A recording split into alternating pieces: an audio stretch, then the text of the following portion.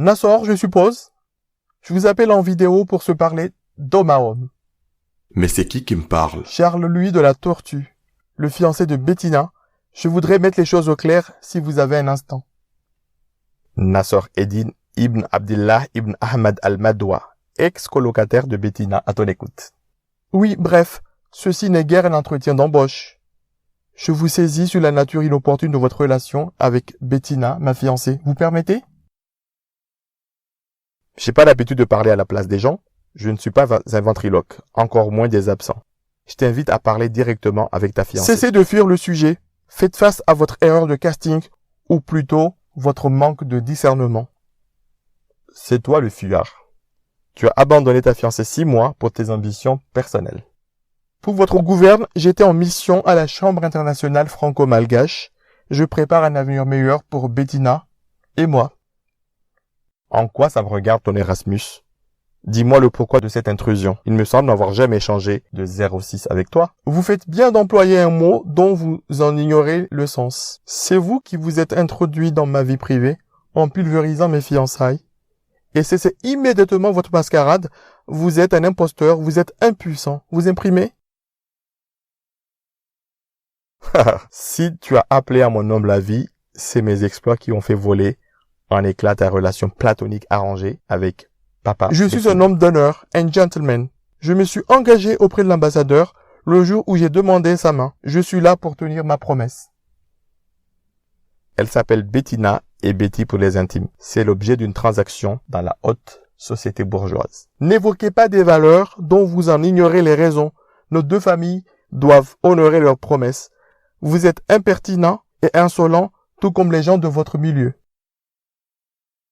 Pour quelqu'un dont les parents baladent de pension de riches en école privée sans le vouloir, c'est un vrai modèle d'amour. Je vous demande de vous arrêter. Je vous demande de vous arrêter. J'arrêterai quand tu cesseras de me donner des ordres. Les gens de votre acabit sont incorrigibles. On aurait dû laisser les Bétiribaka en 76 éradiquer les cafards. Quelle indécence de la tortue. Bettina est à moitié cafard. Mais es-tu certain que tu ne viens pas d'une pension nazie? Écoutez, vous voulez combien pour arrêter de suer la fille de l'ambassadeur? Donnez-moi un montant et vous l'oublierez à jamais. À combien t'estimes la valeur de tes sentiments amoureux?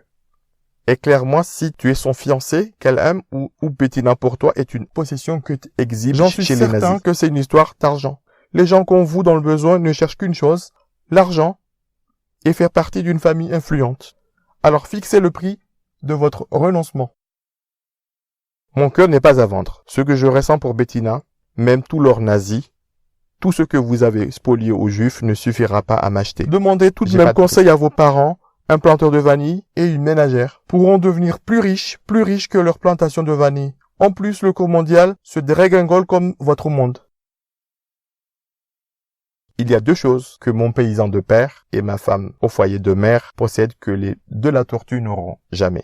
Primo, un foyer où élever des enfants avec amour. Secondo, un cœur qui bat ici et qui diffuse de l'amour. Ne parlez pas d'amour quand on n'a rien à offrir à ses enfants. L'amour, c'est la bourse de l'État qui distribue l'amour chez vous. Enfin, mes impôts, je me comprends. C'est pas totalement idiot ce que tu dis. Voyons, avec une pizza à 15 € et beaucoup d'amour, j'ai fait vaciller le cœur de Bettina. Ce que ton compte en banque suisse n'a pas réussi. Combien coûte l'amour chez toi? Bettina ne gâchera pas son avenir avec un voyou comme vous. Et elle ne tournera pas le dos à sa famille et à ses amis. Pour vous, cessez votre naïveté.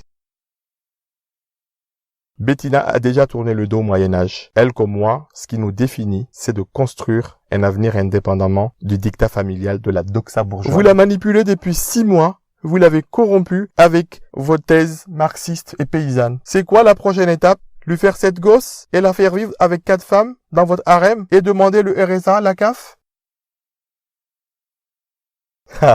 Je n'ai pas besoin de la manipuler. Elle pense d'elle-même. J'en dirai pas autant de toi. Elle envisage de devenir avocate et plaider pour les droits civiques. Traîner avec toi, ça l'a ouvert les yeux dans votre société où on refuse la polygamie, mais on s'autorise des maîtresses.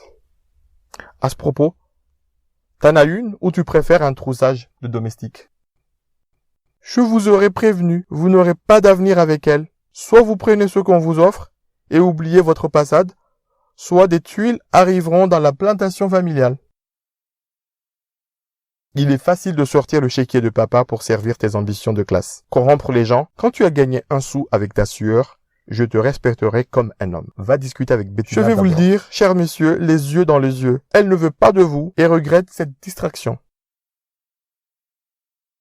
Dommage que le fruit de cette passion ne soit pas là pour témoigner. Dommage que la parole de Betty n'a pas d'importance à tes yeux. Dommage qu'au XXIe siècle, tu es coincé à l'ancien régime. Je veux que vous me promettiez une chose, de lui foutre la paix, et elle doit décider d'elle-même. Les promesses n'engagent qu'à ceux qui les font. Pour régler notre différend, je propose un duel, un bringuet comme on dit chez vous. Le vainqueur repartira avec Bettina. Pourquoi pas une vente aux enchères? C'est plus dans tes bourses. La trouille de perdre. Pourquoi vous faites des sarcasmes? Cette conversation est absurde. Bettina brille par son absence. Je t'invite à avoir un vrai small talk avec Bettina. Sapristi, sapristi, sapristi.